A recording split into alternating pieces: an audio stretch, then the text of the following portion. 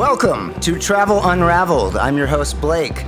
Join me each month as I sit down face to face and spin a yarn with friends, fellow world travelers, and experts of all kinds to candidly and unapologetically discuss any and everything about travel. This week's guest is Alicia Landis. Alicia, welcome. Thanks for having me. Alicia is currently the office manager at Liquid IV HQ in El Segundo, California. But we're going to talk more about her former job as sales coordinator for AmaWaterways, which is a river cruise line. Is that correct? That is it. Let's dive in. How'd you get into working in travel in the first place? I got lucky. Travel kind of found me. I was doing a lot of different sales gigs in different industries, and I knew a gal who was working for a temp agency, and I reached out and I said, Carrie, you need to find me a job. I need something that I'm a little bit more passionate about. And she said, great, I have a company for you. It's a river cruise company. And I thought, I don't want to work on a ship. And that's what I would think. Yeah, right. I'm going to go work on a cruise ship. And I thought, well, I'll go and I'll interview and it'll be good interview experience. And when I got there, I fell in love with the VP of reservations, which was the department I was going to start at. And then halfway through the interview, I suddenly really wanted the job. So now I'm like, oh my God, I got to get it together and start, really trying. And luckily I got the position. I started in reservations and I worked there for about 9 months before I got promoted to the sales department, and then just kind of worked my way up to where I was essentially managing an outside sales team of 20 plus people across the US and Canada. And where did they do these river cruises? So the river cruises took place in Europe, Southeast Asia, and Africa. All of our clientele, however, came from the US and Canada and various parts around the world, but all of our sales team was working to get US and Canadian citizens to fly over and get on these European river cruises.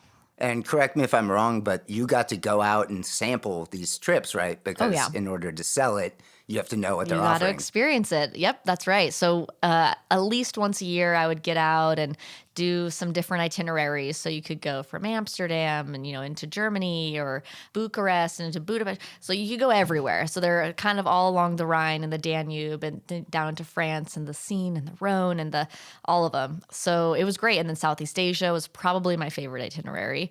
It was really cool. It was a really magical experience and kind of heightened my already existing love for travel and then put it into a corporate world. So I got to kind of work and travel. It was really awesome.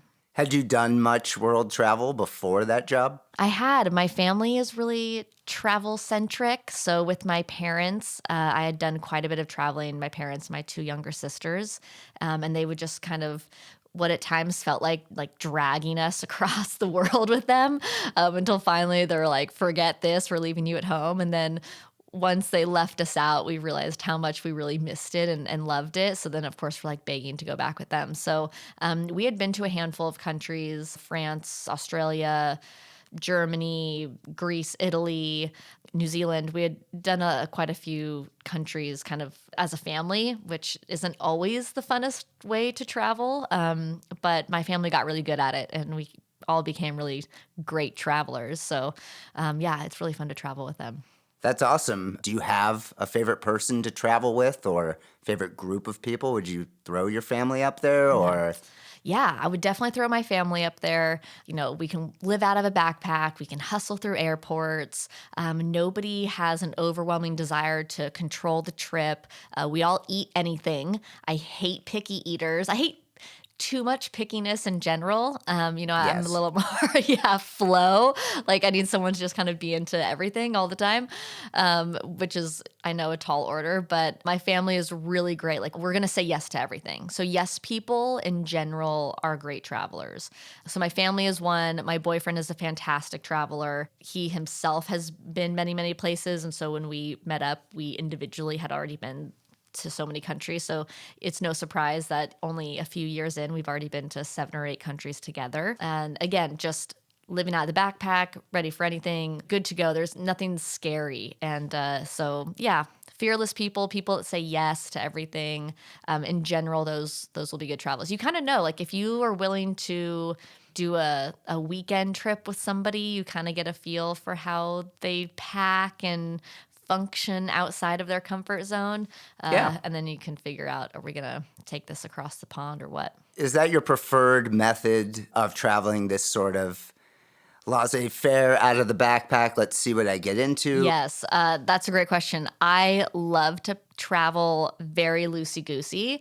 And when I travel by myself, which I've done quite a bit, and I recommend everyone do it, it's pretty, like, I have my hotel, set, but then outside of that, I'm like, I'm just going to walk around and get a map and like figure it out. What I like about traveling with my boyfriend is that he's very much a planner.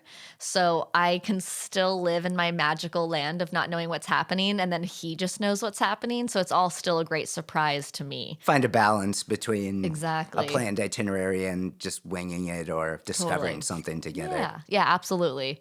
So the balance is great. But the looseness of it is the surprise is kind of what I always look for. So as long as he just doesn't tell me the plans, it's all a surprise. Yeah, that's one way of looking at it. So circling back, working and travel isn't the same as doing it for leisure. What were some of the big challenges of working in the travel industry? One of the biggest annoyances I had, I would say, when I was traveling on these river cruise lines, I was typically traveling with a lot of travel agents. So believe it or not, they still exist out there in the world. They're more common than I thought. I had a friend tell me this not terribly long ago, and I was floored that was still a profession. But Right. I think there are enough working professionals and people, or just people that don't like to plan it, right? There's a lot of things that go into it. Yep. Oh, yeah. Lots of things that go into travel, especially traveling abroad, which was what we were 100% doing, right? Taking US and Canadian citizens, sending them abroad. And it's a little scary to people, especially the demographic that is still using travel agents, which is kind of like that 65 plus, which was our demographic because river cruise traveling is not cheap. Yeah. They're not looking for 30-year-old women to get on these cruise boats. They're looking for 65 plus couples, retired, and then, groups and things like that. So working in travel, obviously fantastic for a million reasons. When you're traveling for work and you're on a boat with a bunch of people, but really only 150 people. So within a few days, everyone knows exactly who I am because I'm 30 years younger than everyone. Intimate, yeah. It's intimate, exactly. So it feels like a lot, but then everybody's name the second day. So it's a lot of Alicia. I think if the shower heads were just a little more, well, maybe if we just did this. So you become the human suggestion box. The bounce board. Exactly. And, knowing how much thought and process and things, like we built all our ships from scratch. The owner of AmaWaterways, Rudy Schreiner, amazing man. They call him the godfather of river cruising. He really brought the river cruising up to what it is now. Also an architect, so he would build all of the ships from his visions, and every detail was just meticulous. So anytime somebody had oh, here's a nice suggestion of what you can do, I'm thinking we've probably thought of it, and there's a reason why we didn't do it that way. But just kind of being that, like you said, that human soundboard, it takes away from your trip, although you're not really supposed to be there having the time of your life because you're working. So really my job was to make sure that they felt heard and they were having a good time. Some of them were not bad ideas, but you are just there they want to critique the ship that should be perfect. Yeah, that segues good into my next question, which people that aren't like you, that like to fly by the seat of their pants, people love to complain when someone else plans a trip for them, or there's an itinerary. It's real easy to nitpick and say, I don't like that. That should be better. What were the types of complaints from actual people that did the trips? Yeah. What were they nitpicking? Oh, man. Some funny ones would be the weather. Something that, of course, we can't control.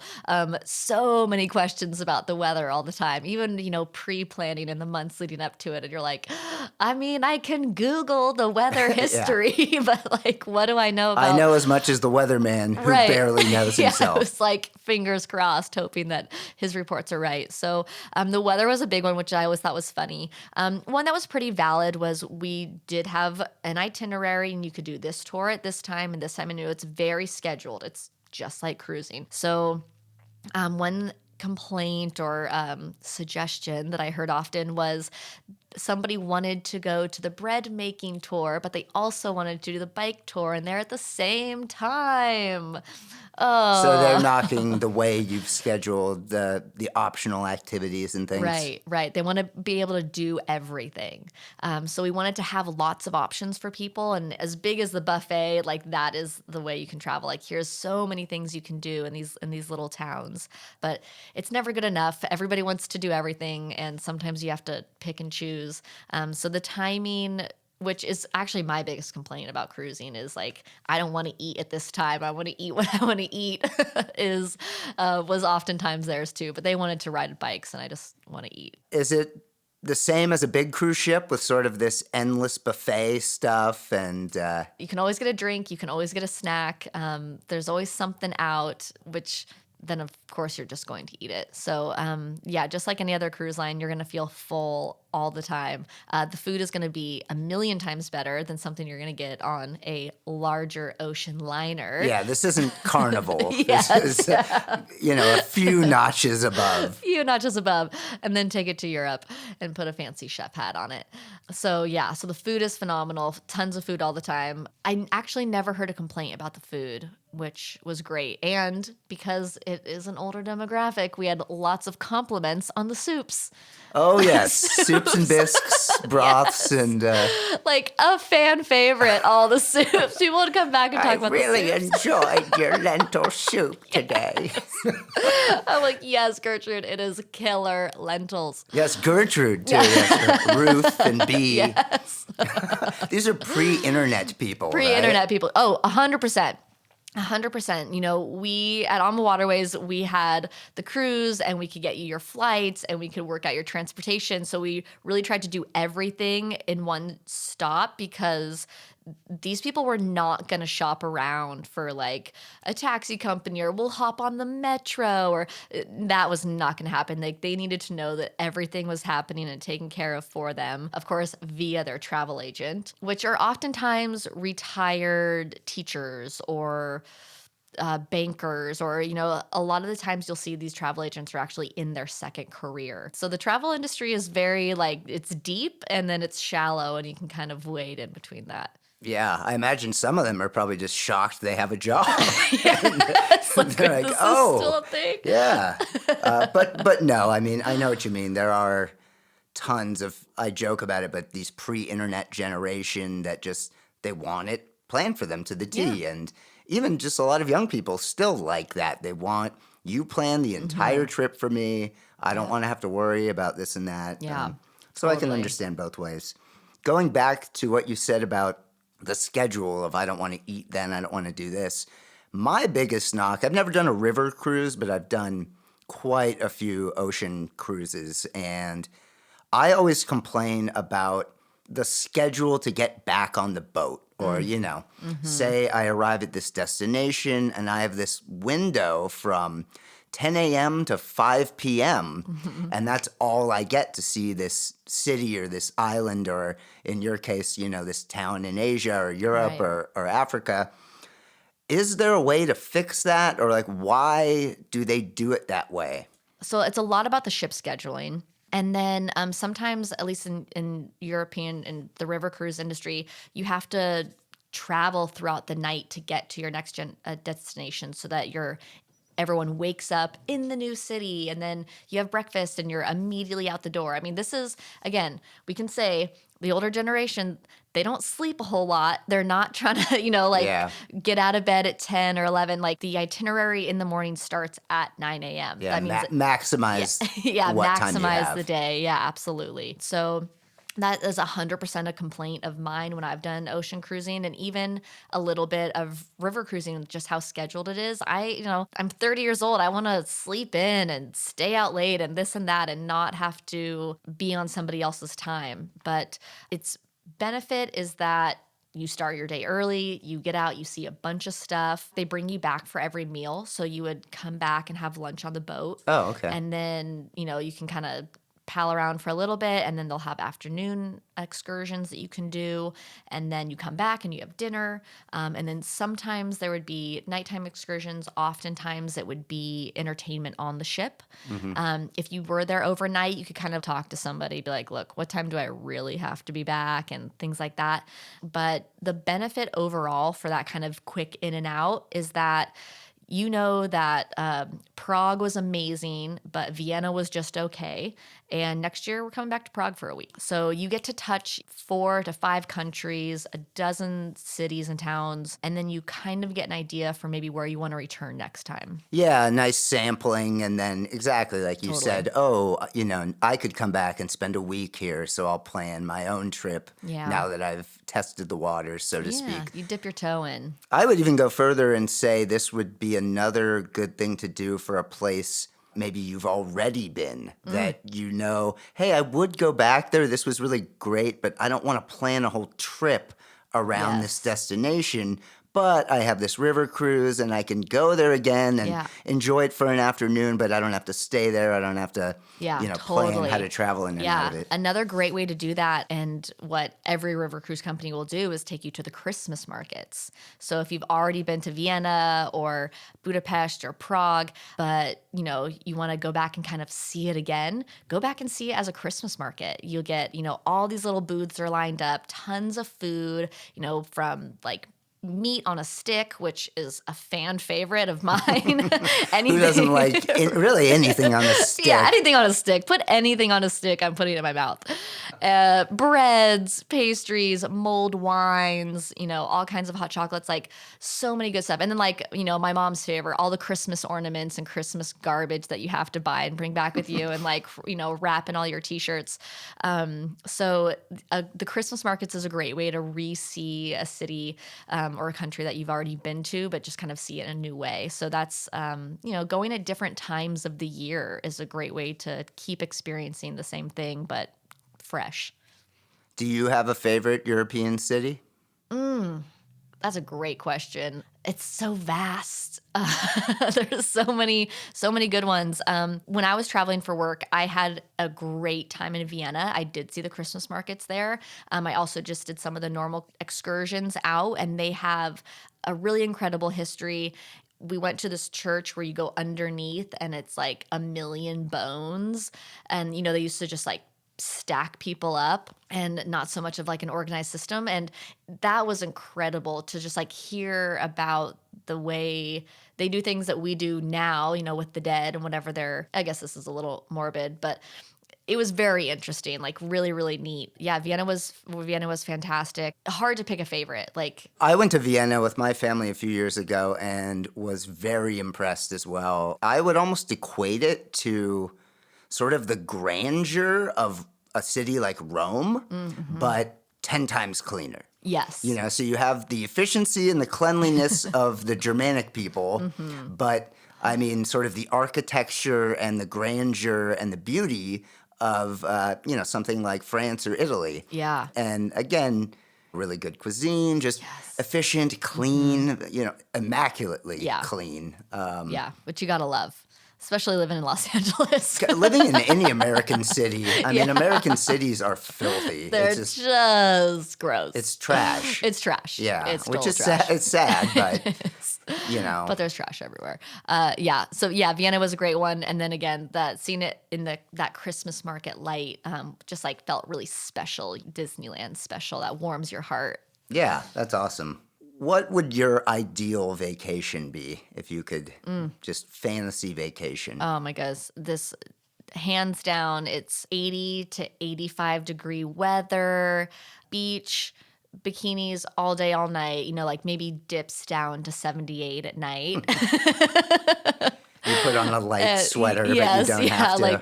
But you don't even have to. Just some kind of light, loosey kind of dress thing, maybe a robe. Flowing garbs. Yeah. Hey, I'm big robe life on vacation. I'm all about the robe life. So I want to robe on, robe off, bikinis all the time, beach.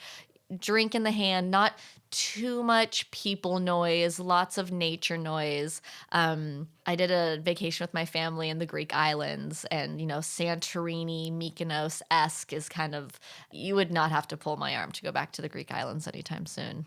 Yeah, you have culture, cuisine, like you said, nice weather, some island hopping, Yeah. nightlife. Yeah, just those countries where that sense of community is there. You feel like people like love their country, like the Greeks are like really like about being Greek and like want to share that love with you. I know that you and I have both been to Turkey. Totally feel that sense of community. People love their country and they want to share that love with you. I love that. Yeah, I completely agree. And it's kind of ironic you bring up Greece and Turkey as similar because they still seem to butt heads. Butt heads to this day. Yeah, to this day. But yeah, let's talk about Turkey a little bit because we had wildly different but similar experiences there. What about Turkey was surprised you, or what was different maybe than what you expected? I was expecting something a little more chaotic, that Middle East scary. Anytime as an American, you think about a Muslim country, you're thinking something very repressive and dark.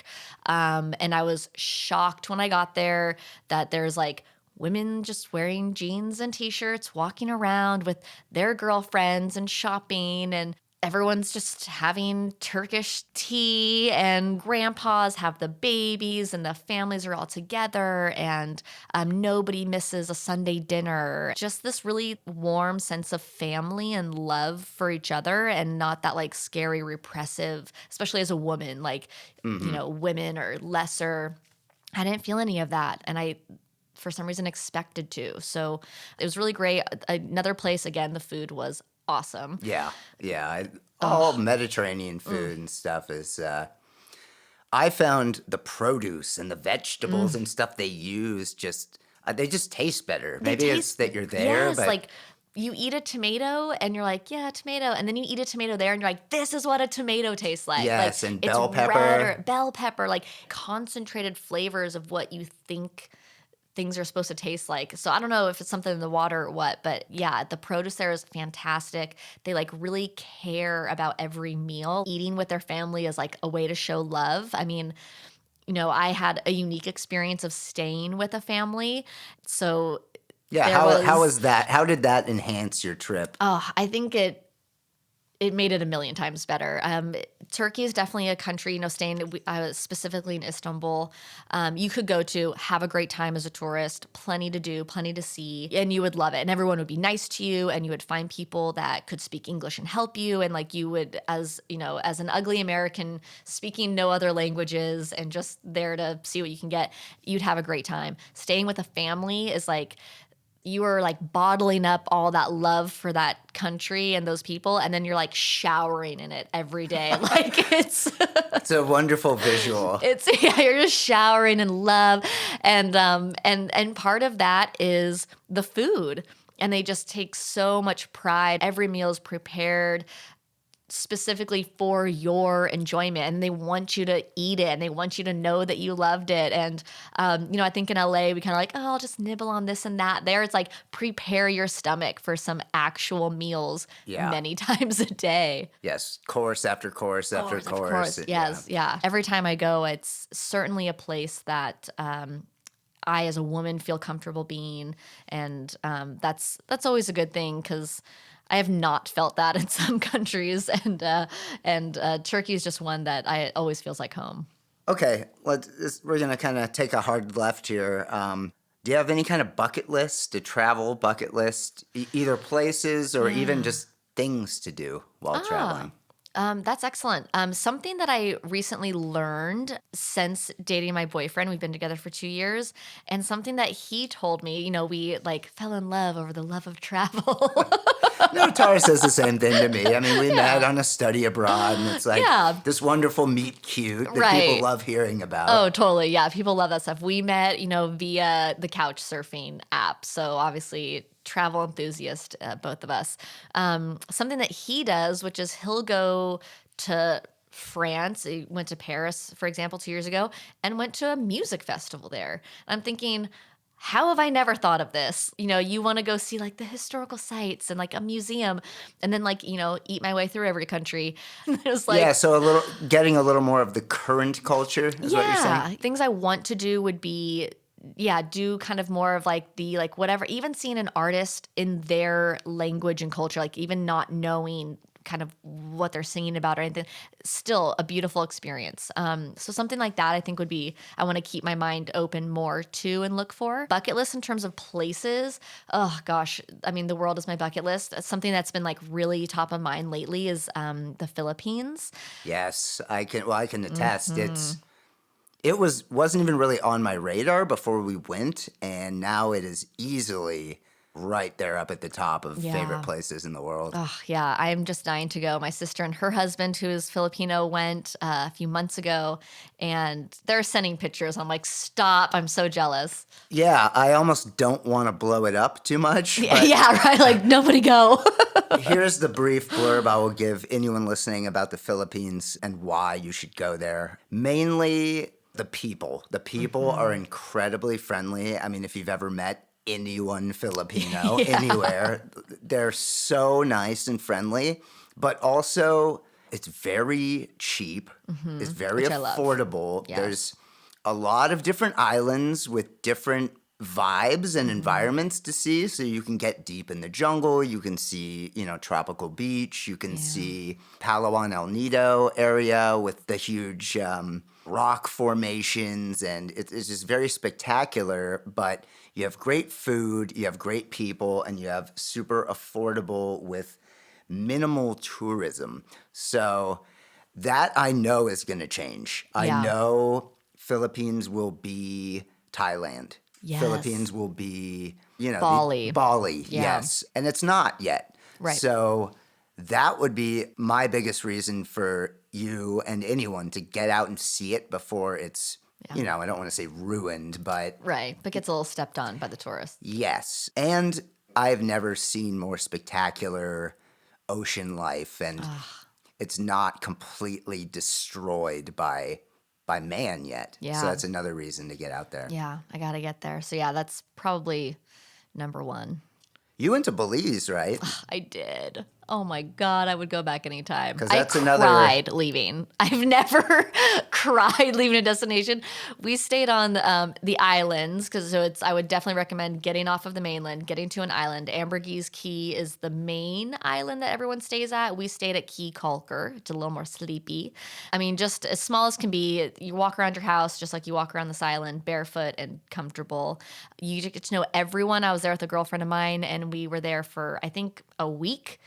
And we had a beautiful little bungalow on the beach that I think we paid $300 for the week.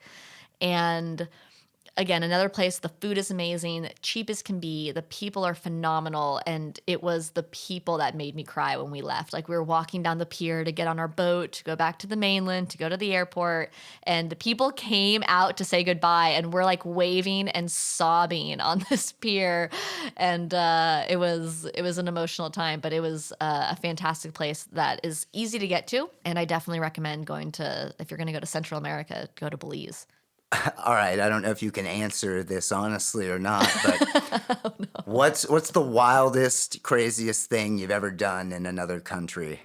I can't answer it honestly. The wildest thing I did was I was in New Zealand with my mother, just the two of us, and my mom is crazy. Like, that woman is probably where I get a lot of my feistiness. And she is fearless. And so we were, on like a farm, some kind of sheep farm. And they're like, we'll do some sheep shearing. And we're like, yeah. My mom's like milking a sheep and we're having a great time. And then she goes, what's that? And they're like, oh, you can do bungee jumping from this crane, a very casual crane, just like lifted up above a man-made moat that's, 16 inches deep.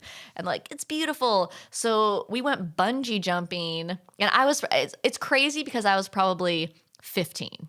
I'm sketched out with bungee jumping even in like a reputable Yeah, like place. you're attached to a bridge with like professionals around you or something. This was just like a crane that they'll lift you up in and they'll push you out of. And so we did bungee jumping in New Zealand on a sheep farm casually.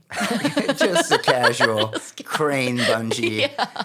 Did you watch someone do it first to make sure the cord was I watched appropriate? my mom do it first. If anyone's going down, mom's going down. It's like, then you take the lead on this one. I'll do it after you. And we just had a great time. They have this thing called the swoop where they put you in like a body bag and drop you from the crane, except you're attached and you're like swooping now. I like the they're a fun body bunch. bag. Yeah, it honestly, I think was a body bag that they cut a hole in that you put your head through.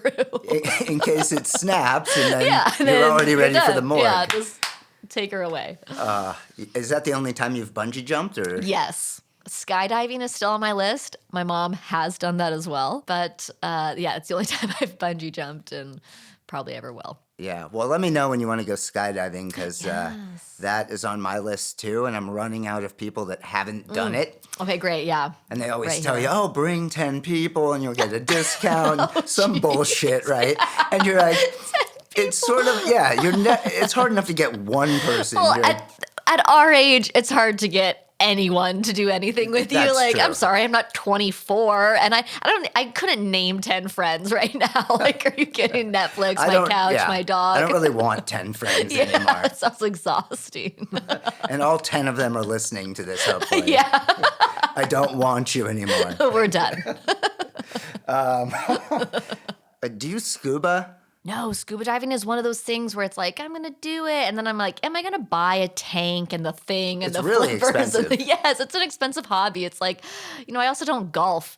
I'm not going to spend that money. Like, I'm not into horses. Like, Yeah. that's all, again. That's what the people who did the river cruises are doing. Yes, exactly. I'm like, not there yet. Are we going to see the polo tour?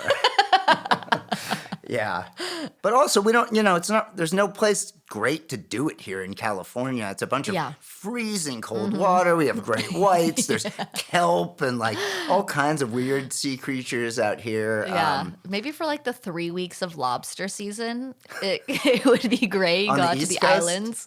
Do we have lobsters out here? We definitely do. Oh yeah, I've been camping and at night, like beach camping, and seen like these great lights and like men appear from the ocean, and you're thinking, this is the end, right? This is the alien overlords, and they're like, we're lobster diving, and then you realize that lobster diving is a thing on the West Coast in late October.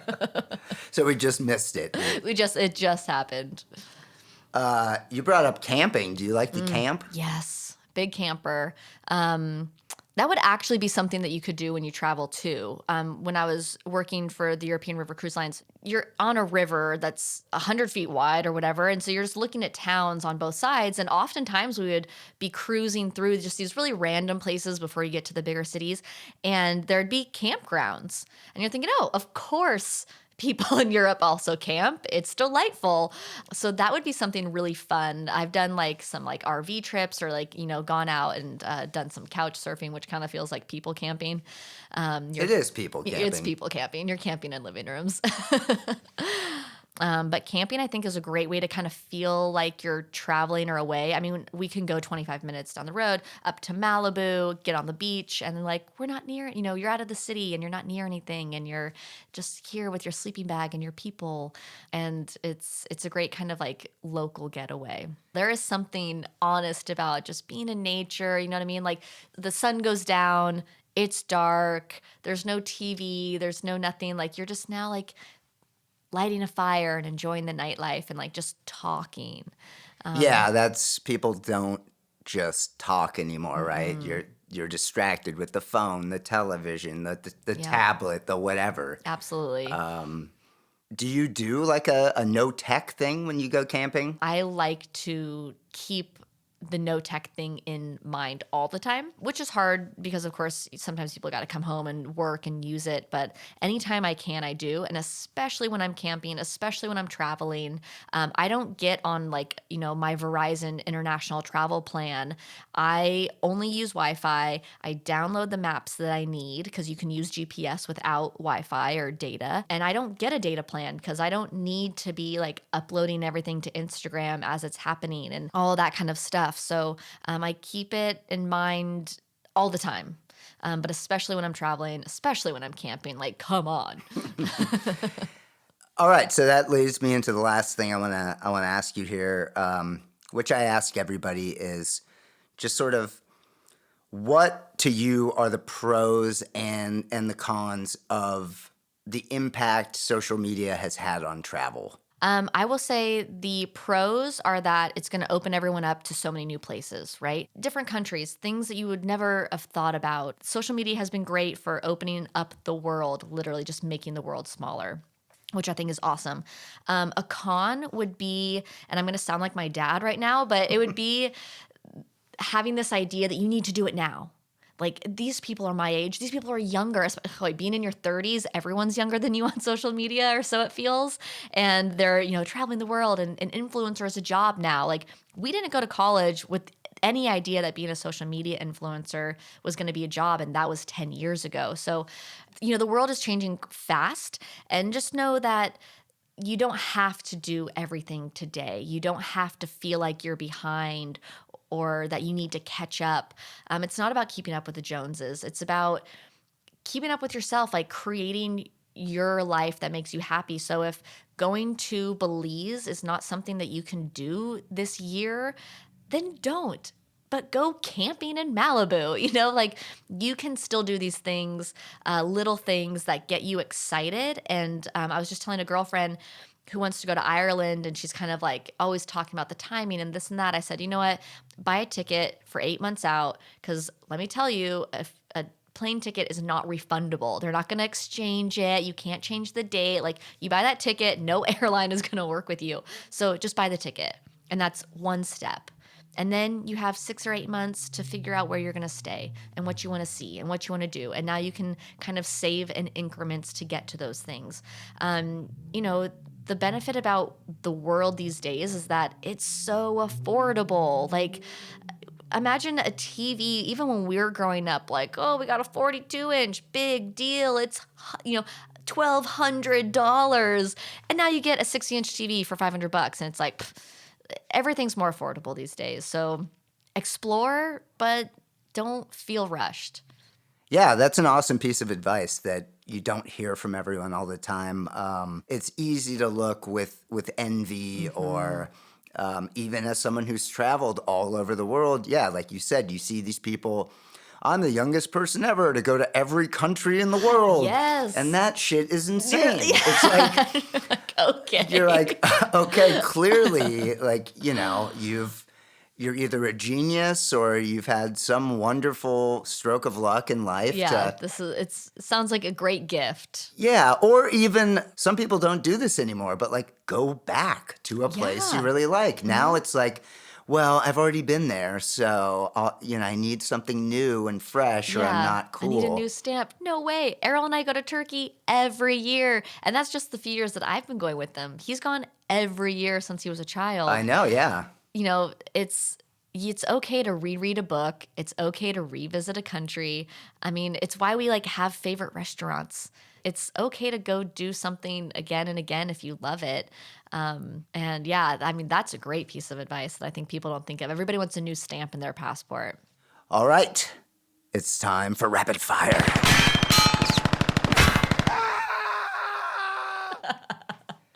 All right, I'm going to blast off some questions real quick. All right. Don't think too hard. Just give me what pops into your head. Okay. How many pairs of sunglasses do you bring on a trip? 2. What's your favorite ethnic cuisine? Anything Asian. Literally any kind of Asian. Do you have a favorite? Japanese, Thai? Thai. You're stuck on an island for the rest of your life, but you get to pick the island. Which island do you pick? Santorini. Ooh. But you can only stay on Santorini. I mean, I'm a Santorinian. Favorite childhood toy growing up? Probably my bike on the go.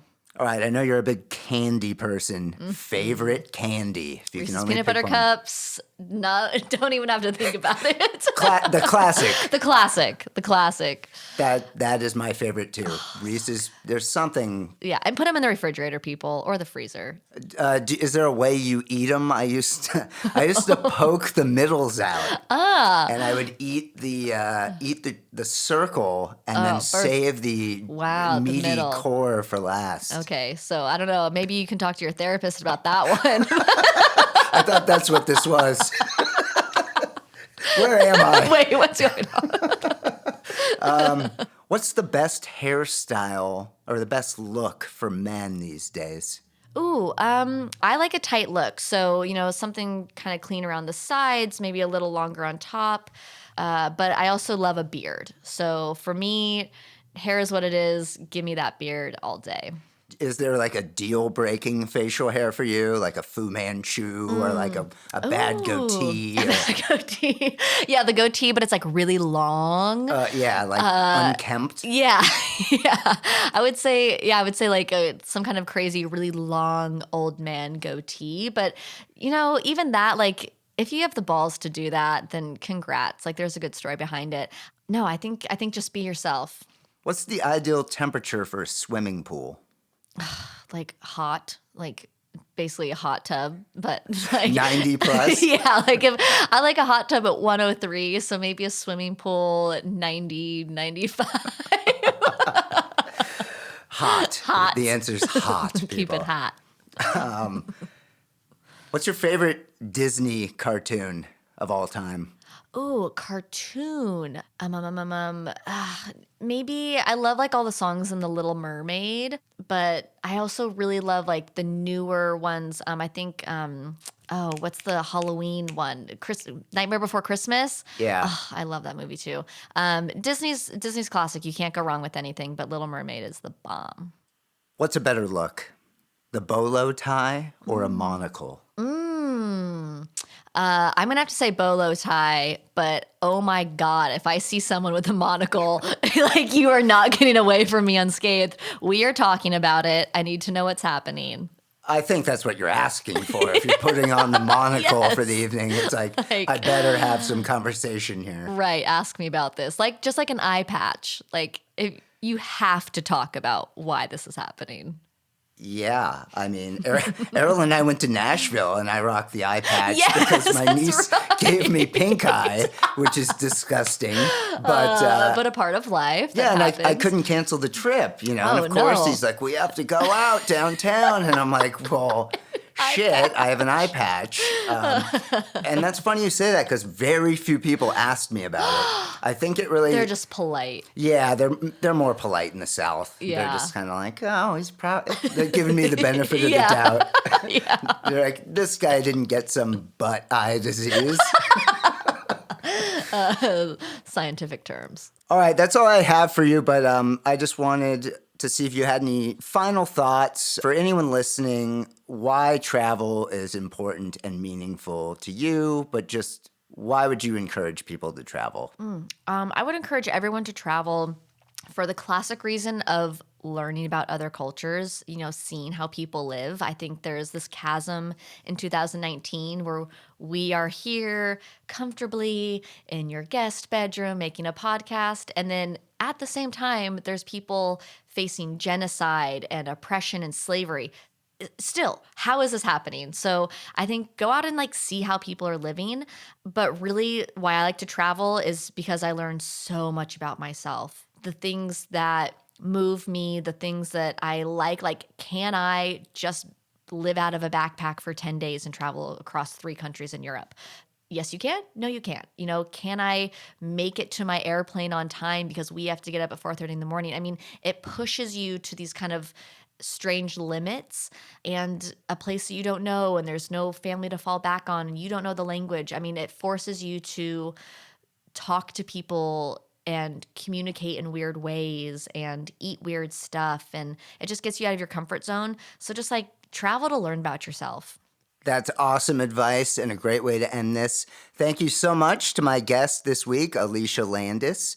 If you haven't yet, Go out and get yourself some Liquid IV. Mm-hmm. It's a wonderful. How would you describe Liquid IV to people that don't know? It's a hydration wellness product. It's going to save your life if you have had too many drinks, if you are an athlete and working out. I mean, it's going to help you recover faster. It's going to help hydrate your muscles. It's going to help hydrate your brain. If you're tired at 3:30 p.m. on a Monday, you probably don't need that piece of chocolate that we're all searching for or another cup of coffee. You need to hydrate yourself. If you think you're hungry, you're not. You're dehydrated. So Liquid IV is amazing. It comes in 3 flavors. We are launching a new flavor next week. Whoop, whoop. Mystery. So stick around for that. But you can find all that information on our social and check us out. We're at Costco, yo. And it's small and portable, so you can bring it on your travels. Put it in your pocket. I travel everywhere with my Liquid IV. Awesome. Thanks again, Alicia, and thank you for tuning in. This has been Travel Unraveled. Until next time, bon voyage.